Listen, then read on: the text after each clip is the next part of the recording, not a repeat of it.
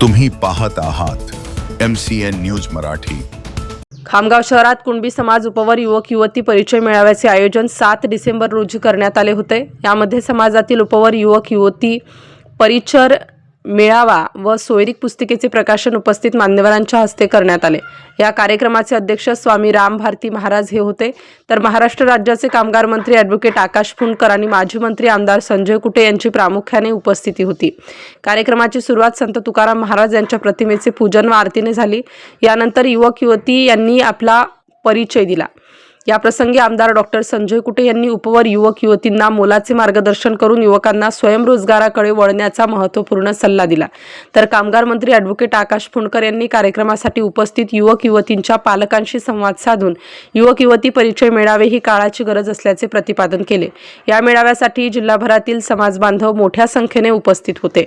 MCN news Marathi करिता वैभव वडोदे, खामगाव। का बरं नाही? पण तुला असं बाबा लग्नानंतर तू जाऊ पण शकते ना, खामगाव कुंभले फिरायला जाऊ शकते, घर काय माटर बांधून बसून काय प्रॉब्लेम आहे? कधीतरी हा विचार मुला मुलींनी करावा, पालकांनी नाही। आता इथं बसलेल्या बाकीच्या मैत्रिणींना सांगा, मित्रांना सांगायचं तुला विचार करण्याची पद्धत बदला।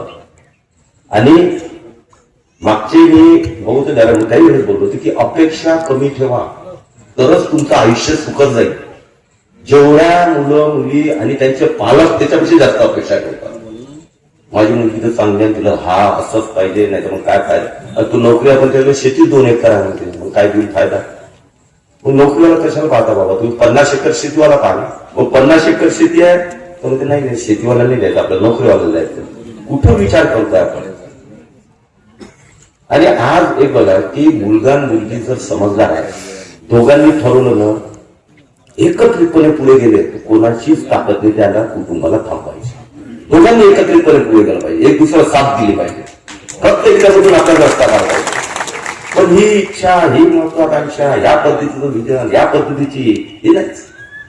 आणि म्हणून थोडस बोलताना मला थोडस चुकीचे असेल, कोणाला चुकीचे वाटत असेल तर माझी आंतरिक भावना मी जे रोज पाहतो, कारण इथं बसलेल्यांपैकी आकाशाने आम्हाला जास्त याचे अनुभव येतात। महाराज रोज आमच्याकडे प्रकार असतात, रोज असं एकही दिवस जात नाही की मुला मुलींचे कुठे संबंध यायचे, कुठे काय झालं, कुठं लग्न तुटलं, कुठं काय झालं, अतिशय दुःख होतं। 7-7 दिवसामध्ये लग्न झाल्यावर लग्न तोडतात। कशासाठी लग्न जोडलं? म्हणून काय आवश्यकता होती लग्न जोडायची? म्हणून पालकांनी सुद्धा विचार करायचा आहे की मुला मुलींना सुद्धा स्पेस द्या, एक दुसऱ्यांशी बोलू द्या, एक दुसरे बघू द्या, एक दुसऱ्याला समजून घेऊ द्या, त्यांचे विचार जुळतात की नाही ते थोडे काय बिघडते। आजकालची रीतच आहे, नाही तर पळून जातात त्याला। एक गोष्ट म्हणजे एक तर पळून जाण्याला तुम्ही ते ऍक्सेप्ट करा, एक तर त्यांना स्पेस द्या मुला मुलींना, एक सांगून 2 वेळेस भेटू द्या, 3 वेळेस भेटू द्या, एक दुसऱ्याला समजून घेऊन द्या। आणि जर त्यामध्ये त्यांना असं वाटलं की आपण पुढे जाण्यास आता योग्य आहे, जे वेळ डिसाईड ते ठरवतील, तर त्यांना स्पेसच द्यायचा नाही। एक मुलगा पसंत आपल्याला, ती मुलगी पसंत आणि चालत ते बिचारे त्या विचार काय करतात त्यांना माहितच नाही। आणि मग 7 दिवसामध्ये आमच्या घरी येतात, तो मुलगा म्हणून पसंतच नव्हता, मग हा पसंत नव्हता, जबरदस्तीने केलं माझं, ते मुलगी म्हणते काय काय म्हणून ह्या गोष्टी करत असताना थोडस याच्यावर थोडं जास्त बोलण्याचं होऊन राहिलं, निपटतो आहे। परंतु हा विचार सगळ्यांनी करण्याचा, एकत्रित करण्याचा विचार, आणि जेवढा इंटरफेअर आई वडिलांचा मुलीच्या संसारात असेल तेवढी मुलगी सुखानं राहते। मग याचा अर्थ की आपण तर सोडून द्यायचं असते का मुलीला? नाही सोडून देत आपण, मुलीला थोडं सोडून देत असतो आपण, पण काहीच गवायचं बी ऐकत जा। सगळं मुलीचं ऐकून थोडी ठरवलं, थोडं जवायशी बोला, खरं काय खोटं जाणून घ्या। आपली मुलगी चुकते आहे की जवळ चुकते आहे, ते सासू सासरे तिथे चुकतायत, थोडस मुलीच्या आई वडिलांनी समजून घेतलं पाहिजे। काही ठिकाणी मुलाच्या आई वडिलांचा प्रॉब्लेम आहे, काही उदाहरण आमच्या समोर ते येतात, मुलगी चांगली आहे, मुला मुलीचं पटते दोघांचं, पण मुलाच्या आई वडील बरोबर बरोबर अशी प्रकार नाही। त्यामुळे हे प्रबोधन कोण करणार आहे? महाराजने करावं प्रबोधन। म्हणून महाराजला मी सांगतो की तुम्ही एका क्षेत्रातच काम करा। प्रत्येकाचे क्षेत्र ठरलेले आहे, प्रत्येकाचे क्षेत्र हे ठरलेलं आहे. म्हणून त्या क्षेत्रामध्ये आपण काम केलं पाहिजे. आणि महाराजांचा अनुभव आहे, महाराजांकडे हे चालूच असतं हे प्रकार. 1250 बहुत कम हो गया ना, उससे ज्यादा तो हम एक महीने में निपटते. आणि मला आनंद आहे, हे बघा, लोकप्रतिनिधीवर आनंद आहे. 31 वर्षाच्या प्रवाहामध्ये पहिले थोडं 5 वर्ष मुलं मुलींचे हे प्रकरण किंवा घरगुती येत नव्हते, पण याचे 10-15 जास्त आहे. 90% आमच्याकडे माझ्या वापरण्याकडे येऊन बसले दोघेकडे की 90% प्रकरणांनी शांत केले. सगळ्या जळगाव मंडळी माहिती आहे. पुन्हा मुलं मुली सोबत राहिले, पुन्हा व्यवस्थित झाले. 10%मध्येच फार टोकाचं गेलं. हे तर समजतात ना. काउन्सिलिंग तुम्ही वेळ किती देणार? मग आता तुम्ही म्हणाल तुम्हाला काम काय, आम्हाला तेच काम.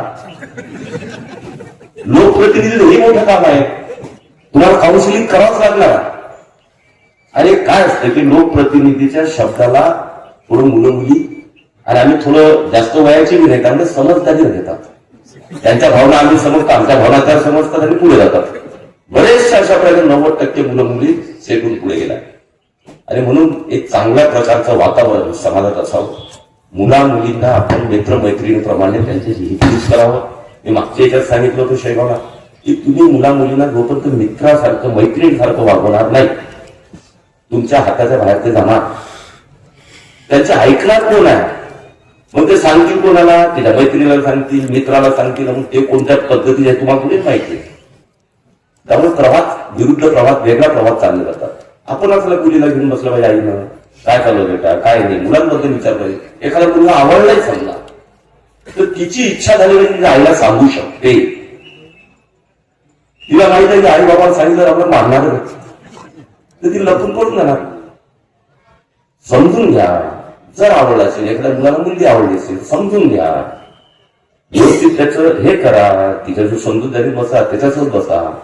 पुन्हा मग त्याचं पूर्ण माहिती काढा, त्यांच्याशी चांगला रेपोगा. काही गोष्टी जर पसंत नसल्या मुलाला सांगितलं तर ऐकून घेतात की बेटा चुकीतून लागले तो असं सांग. पण तुम्ही हितगुजच करणार तर वाईटच ठरवणार असाल नवीन पिढीला तर ते योग्य नाही. म्हणून नवीन पिढी आणि जुन्या पिढीचा संगम विचारांचा सुद्धा हाही एकत्र होणे आवश्यक आहे. मला 2 मुलं त्यामुळे मला माहिती आहे. नोकरीचं सांगितलं, माझं लग्नाचं चुकून आमदार झाल्यावर झालं. आणि मी तुम्हाला सांगतो, पहिलीच पोरगी पाहिली, पसंती दिली, तिकडून पाहुणे आले. आता पाहुण्यांमध्ये खूप जण असतात. एखादा फार विशिष्ट व्यक्ती असते सगळ्या पाहुण्यांमध्ये, जो फार चांगले प्रश्न विचारते. त्या पाहुण्यांनी मला विचारलं, म्हणजे भाऊ तुम्हाला पगार किती? मी म्हटलं बाबा आमदाराला पगार नसते, मानधन नसते. किती आहे? म्हटलं ₹1,00,000 आहे. बरं बरं. म्हटलं आता हे खुश होतील पाहुणे बाबा. का म्हणजे तुमचं तर 5च वर्ष ठरवा, मग पुढे कसं? मी म्हटलं भाऊ शेती आहे, शेतीत जातच करावं. लाव मागच्या वर्षी 5 लाखाचं सोयाबीन काढलं. मग म्हणजे डबल उभे राहा सांगा. मग तुम्हाला सोयाबीन पाहिजे की पगार पाहिजे? अशा अडचणीचा भाग आहे. त्यामुळे सर्व लोकांनी एकदा खरं तर घरी बसूनच पहिले ठरवलं पाहिजे की आपल्याला सून किंवा जावं कसा पाहिजे आणि त्यानंतरच पुढे गेलं पाहिजे. आणि खरोखर आज इतके विचित्र प्रकार ऐकायला येते, त्यामुळे खूप मनाला दुःख होते. पण आपण सगळ्यांनी कुठेतरी जुने दिवस आता पुढे आणले पाहिजे. आज आपल्या घरात पूजा अर्चा होत नाही. आपल्या घरातल्या मुलांना साधं संध्याकाळी दिवा लावला पाहिजे हे माहित नाही. आणि आपला समाज तर तुकाराम महाराजांचा समाज आहे. आपल्या सगळ्या इथं उपस्थित प्रत्येकाला मी विनंती करणार आहे, पोरापोरींनी जर बाहेर फिरायला जायचं म्हटलं तर गोव्याला जायला पैसे देतो, पुण्याला जायला पैसे देतो, मुंबई दिल्लीला जायला पैसे देतो. एकदा पोरापोरींना पंढरपूर, तुळजापूर, देहू, आळंदीची ट्रिप कंपल्सरी करा. आपले संस्कार काय आहेत ते त्यांना समजू द्या. आपला समाज काय आहे ते समजू द्या. आपल्या जुन्या लोकांनी कसे दिवस काढून पुढे आला आपला समाज हे समजू द्या. आपल्या जुन्या लोकांनी कबाड कष्ट करून पोरांना पुढे नेलं. आज आपण कलर टाईट करतो की आपले मुलं मुली IIT पास आउट दिसतात आहे. आज आपले मुलं रिसर्च मध्ये दिसतात आहे, मोठ्या मोठ्या क्षेत्रात पुढे जाताना दिसतात आहे, अभ्यास करताना दिसतात आहे. पण अभ्यास करत असताना आपलं मूळ आपण विसरत चाललो आहे. आपलं मूळ त्यांना दाखवण्याची गरज आहे. आपलं मूळ आपण विसरलो तर आपण भरकुटून जाऊ. एवढंच या प्रसंगी मी बोलतो. आज इथं आलेल्या सर्व मुला मुलींना मी खूप खूप शुभेच्छा देतो. त्यांच्या मनासारखा त्यांना जोडीदार मिळो. सर्व पालकांना शुभेच्छा देतो की त्यांना अपेक्षित असलेल्या घरी त्यांचे मुलं मुलीचा संबंध हो आणि या परिवाराचा संबंध चिरकाल टिको, अशा या प्रसंगी शुभेच्छा देतो. आज आपण सर्वजण एवढ्या मोठ्या संख्येने आला, आपल्या सगळ्यांचे आभार मानतो. जो टाइम देते हैं इसमें मेरे को बोलना पड़ता है और पहले मैं मेरी मजबूरी जाहिर करता हूँ। पिपलगांव काले में मेरा 7 दिन से कथा का प्रोग्राम चल रहा है। 2 बजे का टाइम है, 2000 लोग सुनने को रहते हैं और यही 2 बज गए और जाने को कम से कम 1 घंटा लगेगा। फिर भी आजी माजी मंत्री अपना भाषण करके चले गए। उनकी जो समस्या उन्होंने बताई, उनकी समस्या से मेरी समस्या अलग है। इनका लोग 4 घंटे की इंतजार करते हैं, हमारा 10 मिनट भी लेट हो गया तो बोलते महाराज भी नेता लोगों के जैसे देरी से आते हैं। सबसे पहले मैं खमगांव तालुके के कुंभी समाज को बहुत बहुत बहुत धन्यवाद देता हूँ। 22 साल से लगातार ये इतने बड़े कार्यक्रम का आयोजन कर रहे हैं। जितने भी आयोजन करता है और उनको साथ देने वाले लोग हैं वो धन्यवाद के पात्र है। भगवान उनको दीर्घायुष्य दे और इसे समाजोपयोगी कार्यक्रम करने के लिए प्रेरणा दे और बुद्धि दे और उनके शरीर में शक्ति दे। दूसरी बात, जो वर वधु परिचय देने के लिए आए उनके लिए एक आशीर्वाद देता हूं कि 90% लोगों के विवाह इसी पंडाल में सुरक्षित हो जाए, उसके लिए आशीर्वाद देता हूं, जो मुख्य कार्यक्रम है आज का। तीसरी बात,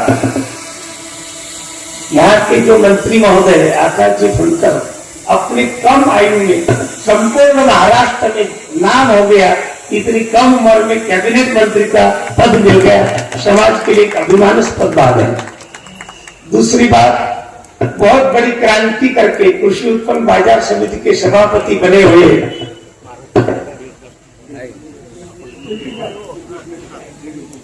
श्री कृष्ण जी टीका, उनका भी मैं बहुत बहुत अभिनंदन करता हूं और आगे 21 तारीख के बाद जो आने वाले हैं पद पर, उनका भी अग्रिम अभिनंदन करता हूं। ताली बजाइए एक बार। मैं शुभेच्छा के स्वागत दे नहीं सकता। पहले जिनका भाषण हो गया माजी मंत्री जी का, उन्होंने जब मेरी और इशारा करके बताया, पिछले साल कदाचित मैंने बोला है, हमेशा बोलता हूं, आज भी आपको बोलता हूं आपकी जानकारी के लिए। मैं भी छोटा था, कम उम्र में मैंने 5 वर्ष लोक न्यायालय का कार्यक्रम लिया। उसमें कोर्ट में चलने वाली केसेस मुंबई उच्च न्यायालय से मान्यता लेकर के अपने आश्रम पर 1250 लोगों के 4 से 98 के केसेस कॉम्प्रोमाइज करके और उनको उनके संसार में लगा दिया। ये तो केवल कानूनी बात हो गई। बिना कानून हमारे पास भी कम से कम रोज 10 केसेस आते हैं झगड़े के, हम उसमें नहीं है, फिर भी लोग हमको उसमें टाइम देने का बोलते हैं और वो हम करते हैं। दूसरी एक बात और, ये आयोजन करता जो लोग है, इतना उत्कृष्ट आयोजन और कई जगह देखने को नहीं मिलता है। दूसरी बात, तुकाराम महाराज, अभी इन्होंने मंत्री महोदय ने बोला कि संत तुकाराम महाराज कुछ धार्मिक कथा की तरफ लोग दीपक जलाने चाहिए। नकली धार्मिकता किया तो भी इतना बड़ा फायदा होता है। तुकाराम महाराज पर सिनेमा निकला था 50 साल पहले और वो तुकाराम महाराज का पात्र पागलिस नाम के व्यक्ति को मिला था। उस समय वो जो सिनेमा निकालने वाले थे, अपने को टाइम नहीं ज्यादा, तो उन्होंने एक मानधन कबूल किया था तुकाराम महाराज का पार्ट लेने वाले को, पागलिस जी को। वो सिनेमा खूब चला, बहुत कमाई हो गई। फिर वो मानधन लेकर के आए और जितना मानधन कबूल किया था उससे 4 गुना अधिक मानधन लेकर के आए। पागली जी के घर को 4 लोग उनके नाम याद है, पर बोलता नहीं, मुझे जाना। बोले पागली जी आपका मानधन, बोले नहीं मुझे नहीं चाहिए। अरे बोले कम नहीं है ना, जितना कबूल किया था उससे 4 गुना ज्यादा है। सब तो 1 लाख कबूल किया था, 4 लाख है। पाटनी जी ने उनको जवाब दिया, इस सिनेमा के माध्यम से पूरे महाराष्ट्र में प्रत्येक के देवालय में मेरा फोटो पहुंच गया, यही मेरा इनाम है। मेरी पूजा हो रही मेरे फोटो की। तो अगर नकली धर्म का आचरण किया तो भी आदमी पूजनीय बनता है, तो असली धर्म का आचरण करने पर कितना पूजनीय होगा इसकी कल्पना करो आप। ये तुकाराम महाराज के केवल सिनेमा का उदाहरण है। समाज के लिए क्या करना चाहिए उसके लिए एक उदाहरण देके मंडली आपसे मैं विदा लेता हूँ। एक गांव में एक लंगड़ा आदमी था, दोनों पैर से, और एक अंधा था, दोनों आंखों से। और वो गांव में आग लग गई। कथा लंबी छोड़िए, 2 मिनट का। बहुत बड़ी आग लग गई, सब लोग भाग के अपनी जान बचा करके गांव के बाहर दूर तक चले गए। गांव में कोई नहीं रहा। जो अंधा आदमी था वो तो उसको दिख नहीं सकता था, लंगड़े को चलते नहीं आता था, लेकिन दिखता था। उसने वो अंधे को बोला, पास में बैठे थे, पूरा गांव निकल गया, अपने को बचाने वाला कोई नहीं। फिर अपन एक दूसरे की अगर मदद करते हैं तो अपन दोनों बच सकते हैं। बोले कैसे? वो अंधे आदमी को नुले आदमी ने बोला, तेरे को चलते आता, तू मेरे को कंधे पर बैठा, और मेरे को दिखता, मैं तेरे को रास्ता बताता। ठीक है बोले, उसने कंधे पर बैठाया। बोले बाएं हाथ से चल, दाहिने हाथ से चल, नाली आ गई, कूद। ऐसा करते करते गांव के बाहर दूर जाके पेड़ के नीचे बैठ गए। थोड़ी देर में आग बुझाई, इतनी देर में आग बुझती नहीं, लेकिन मुझे जाना इसलिए बुझा दिया जाती। हाँ, आग लगा के जा रहा हूँ फिर भी। और थोड़ी देर के बाद जब आग बुझ गई तो सब गांव के लोग आ गए। सबसे मन को एक विचार आ गया, हमने हमारी जान तो बचाई, लेकिन अपने गांव में जो अंधे और लूले थे वो मर गए होंगे, तो चलो उनकी हड्डी जमा करके सावरने का कार्यक्रम करेंगे। पूरे गांव में देखा कि हड्डी नहीं दिखाई थी, लेकिन एक आदमी का ध्यान गया दूर पेड़ के नीचे, तो लोग बैठे थे, पूरा गांव वहां गया, खुश हो गया और उनको पूछा तुम कैसे बच गए? तो अंधे ने बोला, ये लंगड़े ने बोला, मेरे को दिखता है, मेरे को कंधे पर बैठा, मैं तेरे को रास्ता बताता। मैंने चलना प्रारंभ किया, एक दूसरे की सहायता किया, इसलिए हमारी जान बच गई। ऐसे ही समाज में जो गरीब तबके के लोग हैं, जो समृद्ध लोग हैं, पैसे से उन्होंने उनको सहायता करना, और गरीब लोगों ने उनको चुन के रहना, एक दूसरे की मदद करना, समाज का उद्धार हो जाएगा। इन्हीं शब्दों के साथ आप सबको धन्यवाद देता हुआ, बोलने के लिए बहुत कुछ है, मुझे जाने की आप लोग इजाजत दीजिए। 2000